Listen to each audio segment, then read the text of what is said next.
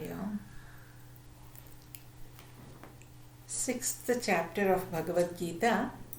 We were looking into the 40th shloka. So, yes,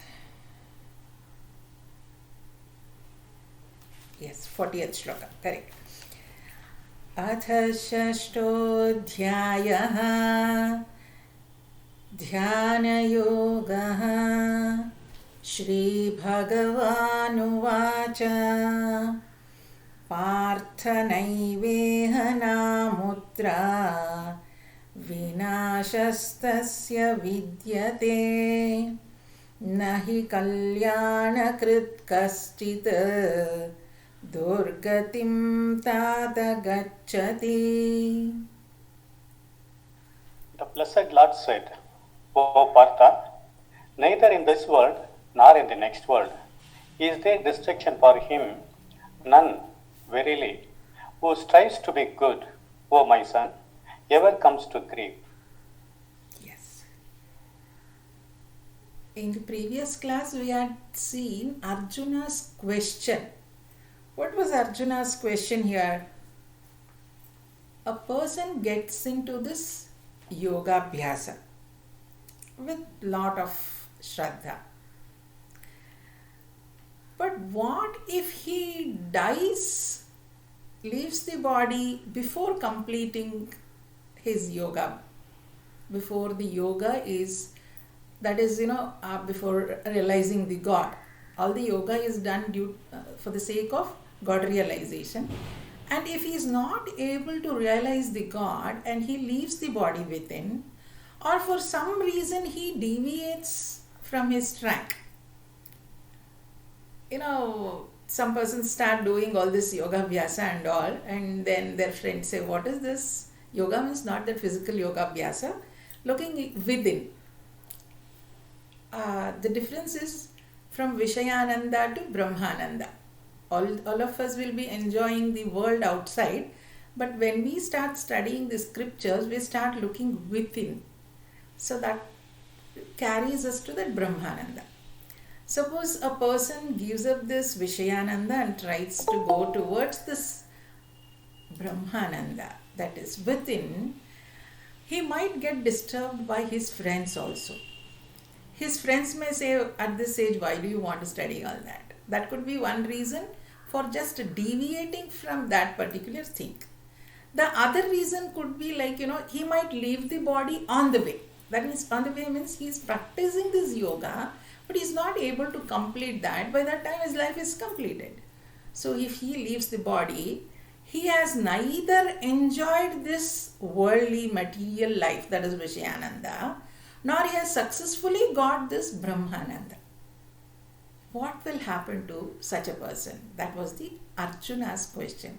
So he is a yoga brashta. He is neither in the worldly, enjoying the worldly things or the spiritual things. So he is neither in this way or that way. So for such a person who is a yoga brashta, what will happen? एतन्मे संशयं कृष्ण चेतुमर्हस्य शेषतः त्वदन्य संशयस्यास्य चेता न ह्युपपद्यते. So what will happen to such a yoga brashta? So Bhagavan is answering here, for such a yoga brashta, in this world or in the other world, nothing will happen. Nothing bad will happen. Because one who has tried to do something good will always get a good thing only. Even if he has done little good also, he will get that much good only. How is that? See, our Gurudev would say an example. What we call this as boxing. Somebody practices for boxing. Just think, next year he has to go for the boxing challenge, and throughout the year he has done all the physical exercises, he has developed his abs and he is perfect. And now he goes for the boxing competition, but he might lose the competition. He will lose. He has for 1 year tried his level best, but he could not win the competition. What happens? See, 1 year he has not tried for any other thing, but for boxing he has concentrated. He has worked so hard. But what is the result? He is not able to win. For that, our Swamiji would say, there is a Mankutimana Karga which says, what if he doesn't win in the boxing? Look at his health. Physical health has improved so much and he has become so strong. He has got the fruits of his effort already. Winning is just a last minute pleasure, small pleasure, that's all. But he has got all the fruits of his efforts. Like that, even a yogi who tries this meditation, tries to get this Brahmananda, that is the spiritual Ananda within, and if he is not successful, no problem. Nothing bad will happen to him. For many things it is told, like, when you want to chant some stotrams and mantras and all, many of them say you should not chant it wrongly. Many of us, when we were learning Vishnu Sahasranama, also said, you should not chant that wrongly. God will curse you. So many of them stopped learning that. See, if you don't try to learn something, of course mistakes happen and you have to correct and continue that. Just because we are not going to win a competition, or just because we will not be able to learn it properly, we should not step back from that efforts. That's what Bhagavan means to say here. So even if he has lost his track in between, just don't worry. That yoga brashta, nothing bad will happen to him in this world or the other world. Continuing. Then what will happen? Bhagavan is explaining. Prapya punya kritam lokan ushitva shashvati samaha shuchinam shrimatam gehe yoga brashto bhijayate.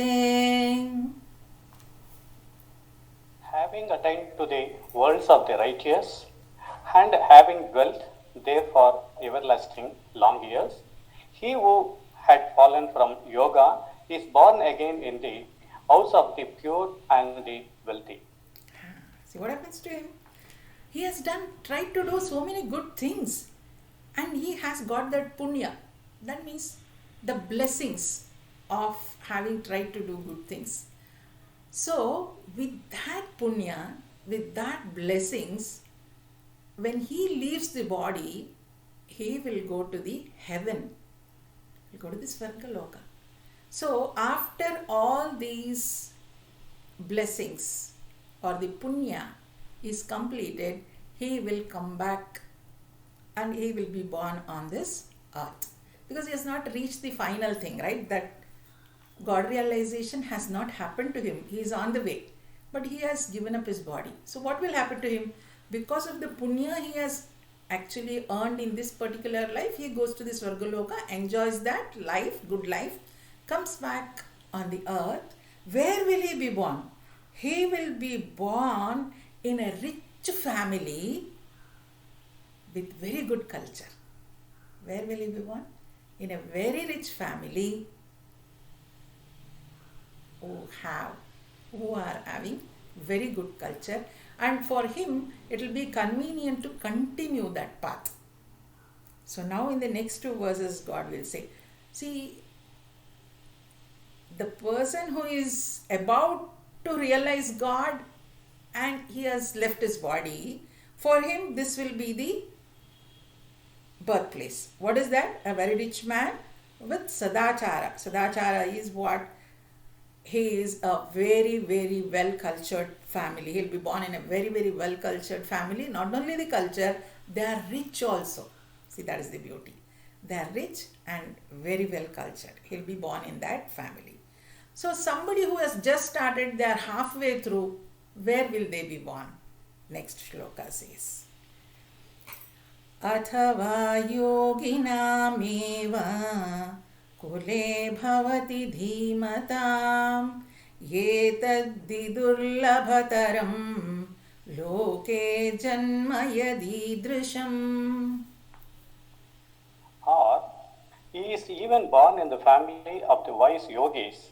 Verily, a birth like this is very difficult to obtain in this world.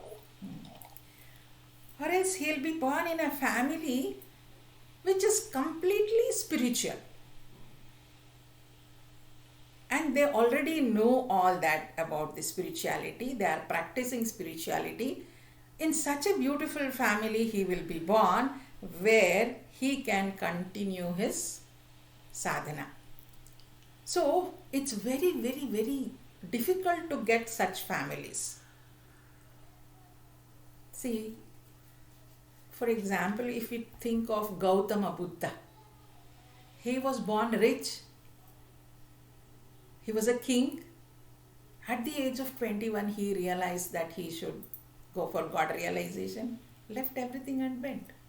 So he was born in a very rich family and also a cultured family because his wife allowed him to go. See? So he was born in a rich family where he could go. Even Akka Mahadevi, in this one, if you think, Akka Mahadevi was married to a king and she left him and went because she wanted God realization.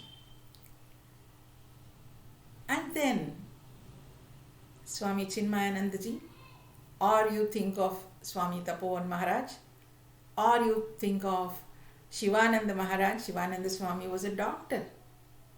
He came to this path of spirituality.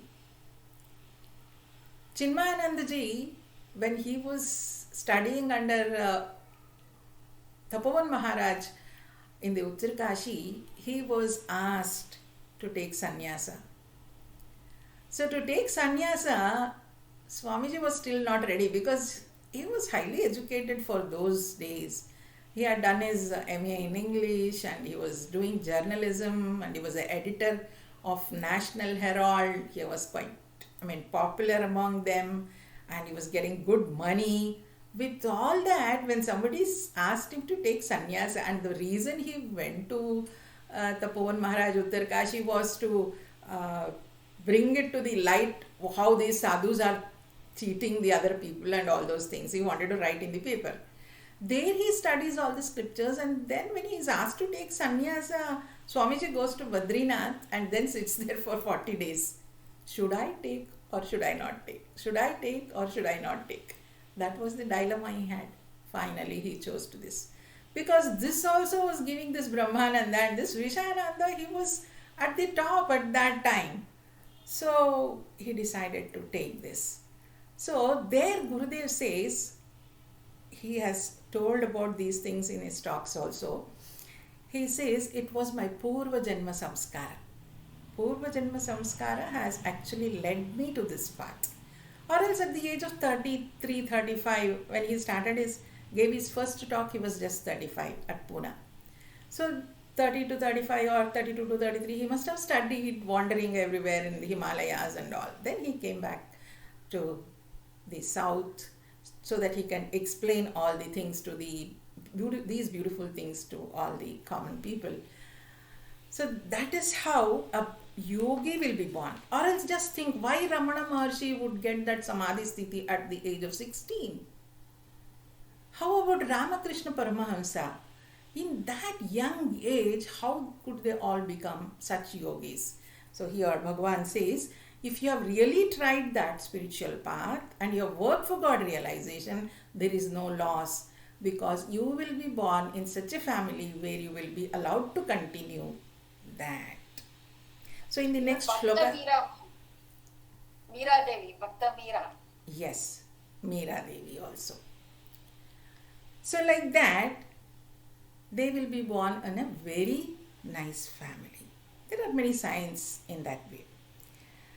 So in the next shloka, Bhagavan speaks about the Purva Janma Samskara. Let's see that. Tatra tam buddhi sanyogam labhate purva dehikam यतते च ततो भूयः संसिद्धौ कुरु नन्दन. There he comes to be united with the knowledge acquired in his former body and strives more than before for perfection, O son of Kurus. What happens? Labhate purvadehikam. See, in the academic qualification, if I have studied or done my PhD in this Janma, and in the next birth, if I have to do PhD, I should start from LKG only, A, B, C, D, like that. But in spirituality, it is not like that. If somebody has really studied and if they have worked towards this God realization, in the next birth, he will be given such a situation where he can really continue his spiritual journey from where he had just stopped. It is like that. From wherever he has stopped, from there itself he can continue. So Gurudev gives a beautiful example. How is that? A person from Kerala, a Nair, comes to Bangalore and he'll be a very good typist. He will join some company as a typist. So he will be typing everything. He types, he'll be a very good typist, and he is working there as a typist for several months, and after a few years he becomes the supervisor. He is given promotion as manager. So when he becomes the manager, he is not typing anything else now because he has his PA who is going to do all the work for him. After several years, he becomes the CEO. Then he continues his job as CEO for several years and then he retires. So almost 25-30 years he has worked in Bangalore. Now he moves to his own place after retirement, just as all of us do. He moves to his native. So in his native place, he and his friends think of some pastime. What shall we do? Pastime. Some pastime we have to pick up and do it. So they choose to type. So this person, Nair, who was in Bangalore, who has retired as a CEO, looks for his old Remington machine, brings his typewriter in front of him, and his friend also has a typewriter. He gets his typewriter. Both of them start working on the typewriter. So within few days, this Nair picks up his speed. He picks up his speed to such an extent that he'll be able to type 100 words per minute and all. But a person who is sitting next to him, his friend, he is still looking for the alphabets, A, S, D, F, space, where he is looking for all the alphabets still. Why does this happen? This Nair has practiced that long back, and when now he sits there to type, after a few days he gets back the speed. But this person has never tried that, so he is now learning to type. Just like that, if somebody has done the spiritual practices in the Purva Janma, in this life, in this birth, once he gets that situation, immediately he can switch on, just as this typewriter, Nair started typing fast. So with all the basics, he will be elevated and he can continue his journey. So Bhagavan says, nothing goes waste in this world. So if we all think, why are we here today, together learning something, maybe we have done something in our previous birth. And why are we starting from here? That is also, he has provided the situation for us from where we can continue our journey. So Bhagavan says, Tattatam buddhi sanyogam labhate paurvadehikam yatate cha tato bhuyaha samsiddhau kurunandaha. So whatever preparation he had done in the previous birth, he will continue doing that in this birth. for this, you just think of Shankaracharya ji. At the age of 8 years, he takes sannyasa. At the age of 8, even children, even today, might not know what sannyasa is. Or at the age, by the age of 32, he had read all the Vedas and he had written the Bhashyas. Everything he had done. How could that happen? That is why we call that as Purva Janma Samskara. We see that in our daily life also. We call them as child prodigies. You teach them some music or something, just they will learn like that. So we can see people even in the spiritual field like that. So even a small child who is already, we saw some ISKCON child chanting the Bhagavad Gita, and when somebody asked him, what do you want to be? He said, Shuddha Bhakta, 5-year-old child. Shuddha Bhakta? What is the meaning of Shuddha and Bhakta? He says, it was an interview on TV. What do you want to be? I want to be a Shuddha Bhakta. Very confidently he is telling. He is able to recite the shlokas of Bhagavad Gita and explain them also. Translate them into English or Hindi, something like that. So they are all Purva Janma Samskara. So once we have that Purva Janma Samskara, God will allow us to continue our spiritual life journey from that particular point. So there is nothing going waste. So Yoga Prashta, nothing will happen. Even if he leaves in the middle, it's okay. Continuing. Purvabhyasena tenaiva riyate yavashopi saha jignasurapi yogasya shabda brahmati vartate. By that very former practice, he is born in spite of himself. Even he who merely wishes to know yoga goes beyond the Shabda Brahman. So one who has this Purva Janma Samskara, with that he is continuing his yoga in this life. And what will happen to him? He will not get stuck in the Karma Yoga or anything. Or he will not get stuck in the Japa or something. Because the spiritual track is like that. We were discussing in Karma Yoga. The track is first to quieten the mind. To quieten the mind, we have to do Karma Yoga. To bring concentration to that mind, we have to do Upasana Yoga. When we do Karma Yoga and Upasana Yoga, the mind is ready to receive the Gnana. Then he can get the Gnana and continue. So, person who has already in the spiritual path in the previous birth, he will not get stuck in the Karma Yoga or in the Upasana Yoga. That's what is told here. He will not get stuck in the Karma Kanda or in the Japa. He will go beyond that. So to go beyond that, what is that? See, whether it is the Karma Yoga or the Japa, Upasana Yoga, they are the means, they are not the goal. Karma Yoga is many of us think, okay, when we do karma, let us do this karma in a good way and all that. We have studied about that Karma Yoga in the 3rd chapter. So this is ultimate. No. And some of us catch hold of the Upasana sadhana, like, always worship God. Okay, we will keep praying. No.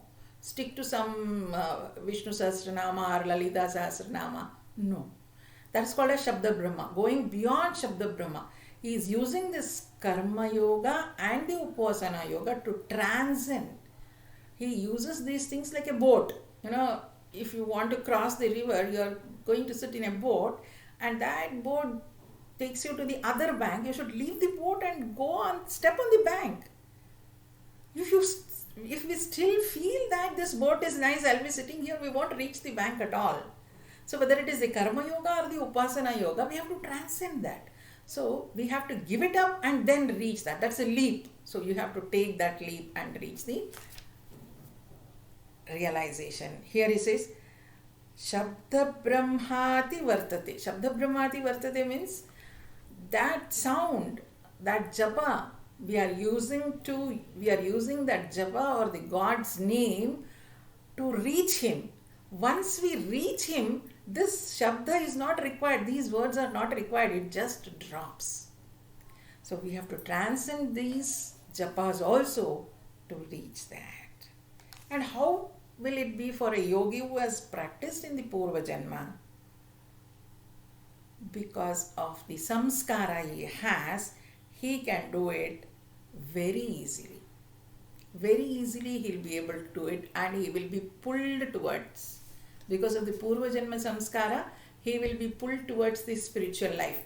If you are now pulled towards the spiritual life, it is because of the Purva Janma samskara. Time and again God gives us the opportunities to go. Sometimes because of our what I call samskara, we will not be able to take it. But again and again, time and again, if I am supposed to be pulled there, he will give opportunities again and again and again. So once that, until he drives us towards that path, he won't leave us.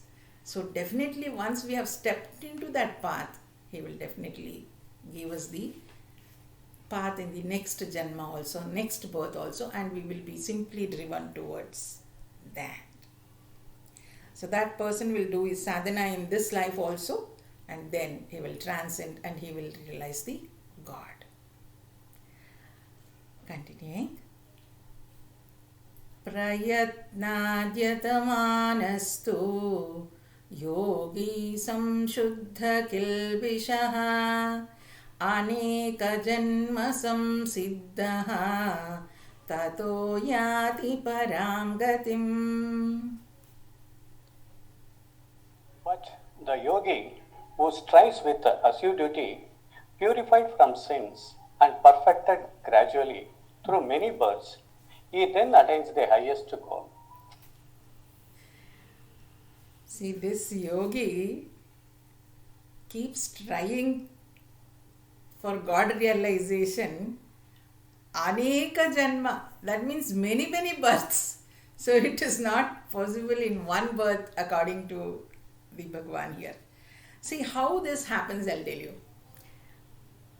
We'll just understand what, in the next shloka also the description comes. Here we will think why it takes so much of time. See, if I say I will not be angry from today, I'm a person who gets anger, I become angry quite often. Today I will decide, from today I will not be angry at all. Do you think I can be, there'll be no angry from tomorrow? No. It is not just the intellectual decision I take, I should practice that for some time. Only then I will be person without anger, isn't it? So it is not just the intellectual decision. I can't just sit and say, here, okay, I'm going to realize God. Huh? It is not an intellectual decision.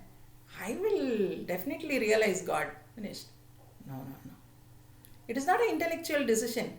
Once he takes the decision, he has to practice. That is yogi.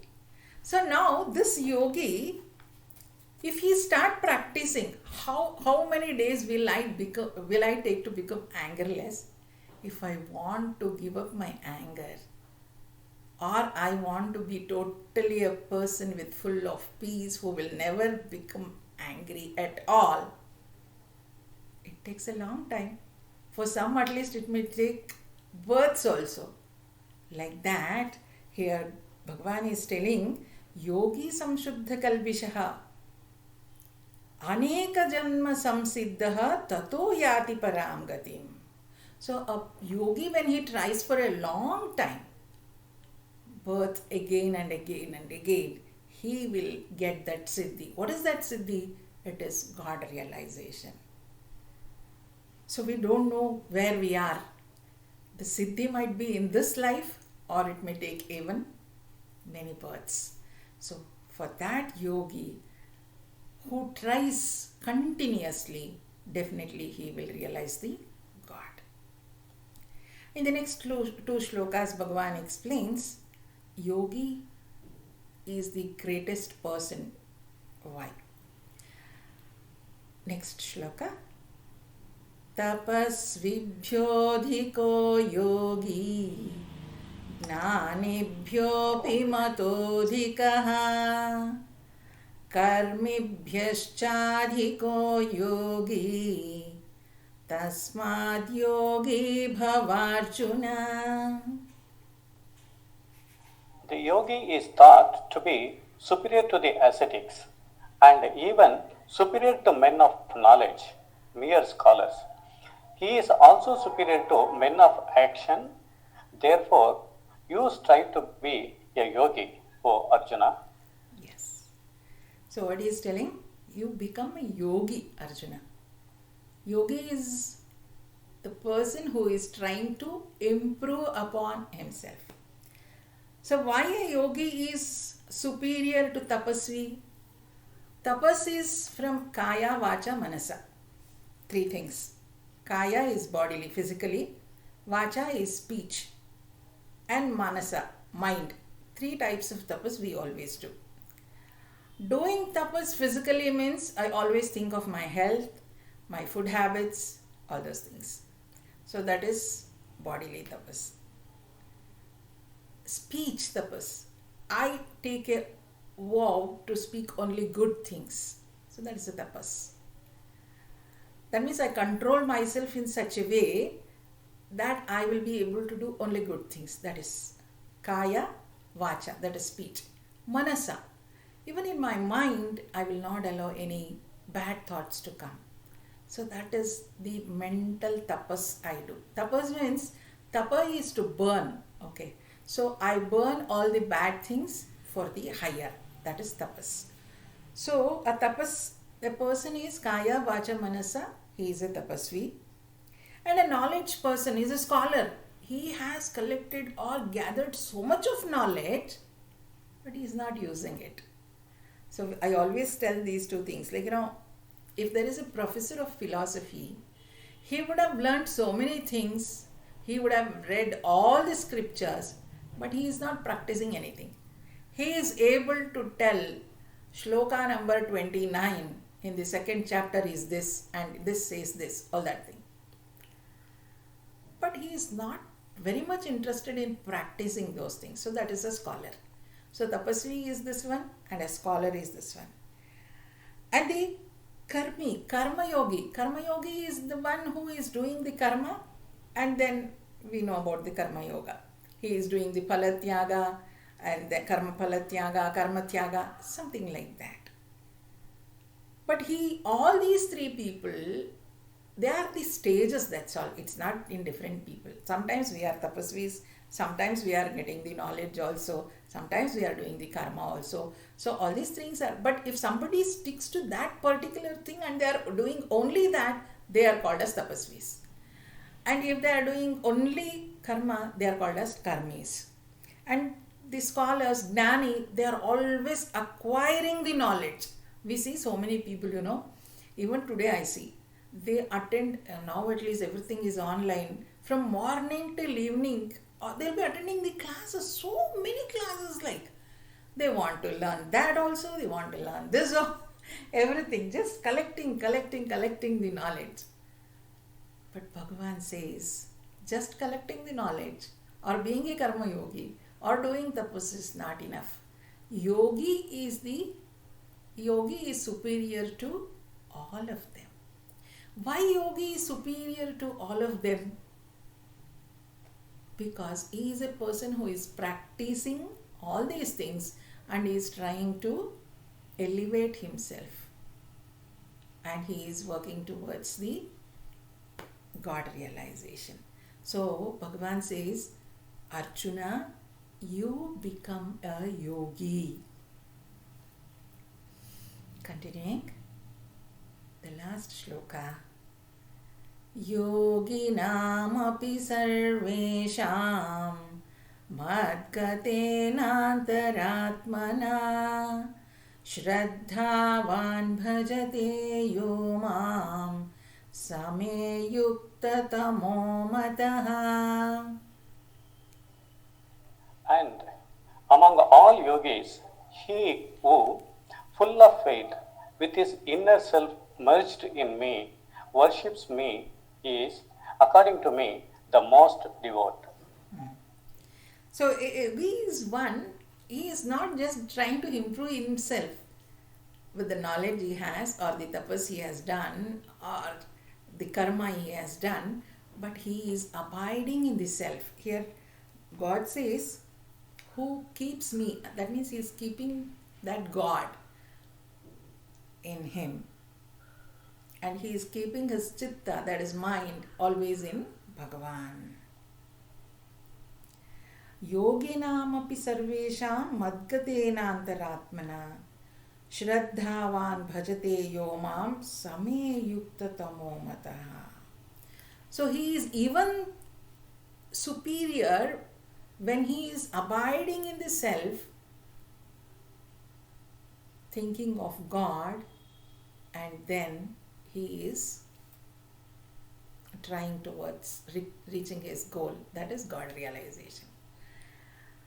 See, this is very important that we should have the gnana and also bhakti. Yogi here, he should be a combination of gnana and bhakti. Krishna always keeps mentioning about this gnana and bhakti. Most of the time, if we have only the knowledge and if we are practicing, we become egoistic. We feel that I have got the knowledge, I can do my job, I don't need anybody's help. Even today there are many people who think like that. If I work hard, the results are good, like that. If I don't work, there were friends who would argue with me telling that, where is God? God is nowhere. If God is there, will he come and write the exam if I go to the temple and pray?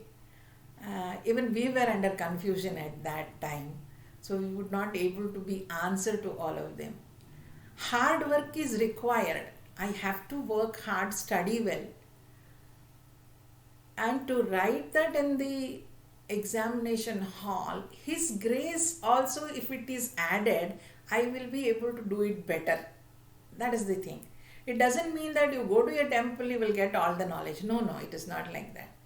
I have to work hard. I have to study well. Then I should also pray so that I can, that grace, that little grace from him. Usually the grace marks, if you have all studied, in the colleges and all, the grace marks would be 1 or 2, that's all. If you have got 33, 2 marks grace, then push you.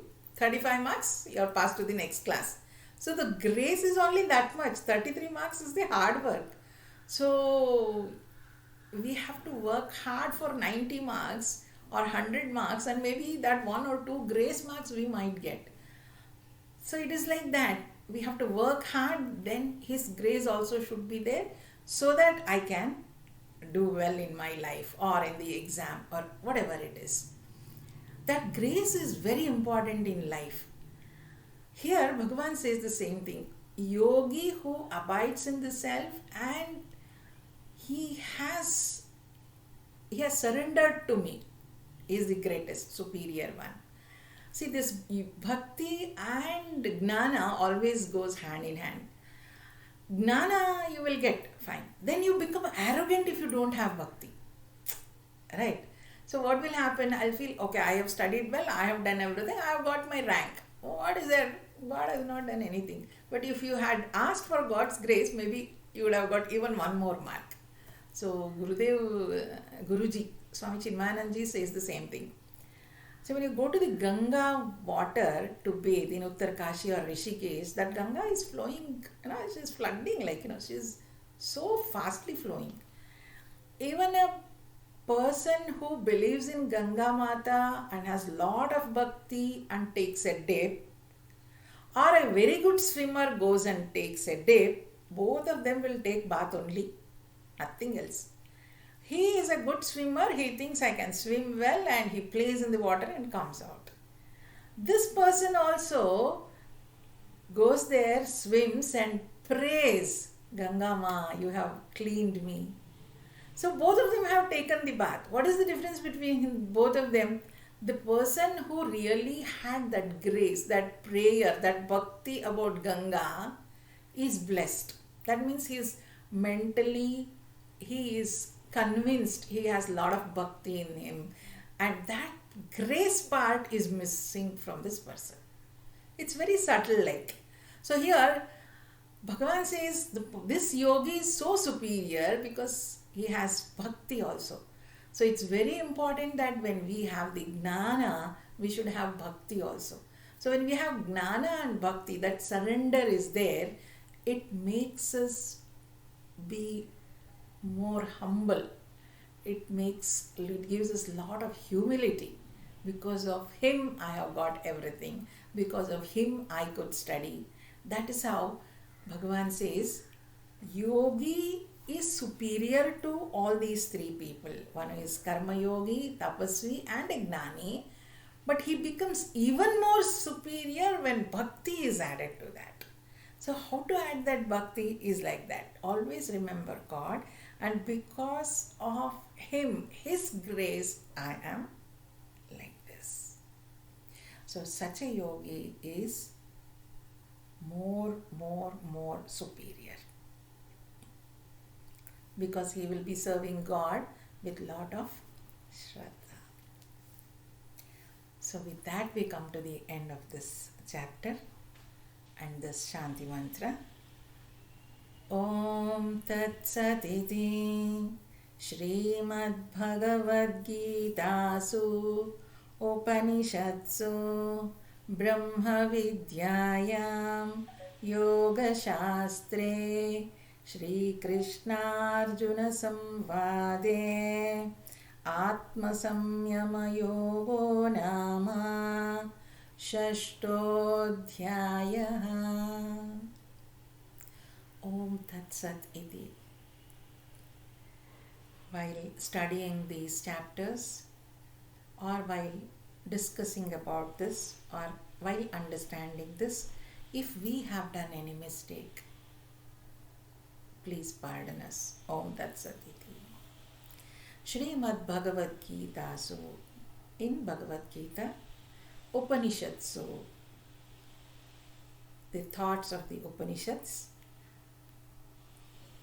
Brahma Vidyayam, the Brahma Vidya, Yoga Shastre, that which can be practiced in everyday life, Shri Krishna Arjuna Samvade, it is in the form of dialogue between Krishna and Arjuna, conversation, Atma Sanyama Yoga, Nama Shashtodhyayaha. The 6th chapter in the name of Atma Samyama Yoga is completed. With the grace of God, by the grace of God and Guru, we were able to discuss this chapter to a certain extent, and all of you have given me a simply great experience, because teaching online is a little different. So this was a great experience, and you are my dream team. You were with me while studying all these things. So thank you, and Hari Om. Now it is